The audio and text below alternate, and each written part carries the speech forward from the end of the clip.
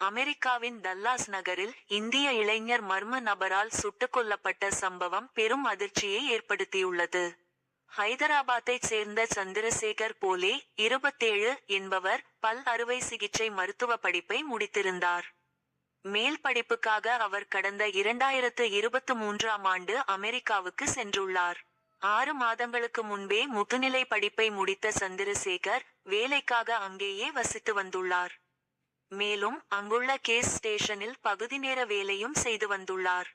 இந்த நிலையில் நேற்றிரவு கேஸ் ஸ்டேஷனில் பணியில் இருந்த சந்திரசேகரை அடையாளம் தெரியாத நபர் ஒருவர் துப்பாக்கியால் சுட்டுக் கொன்றுவிட்டு தப்பியோடியுள்ளார்.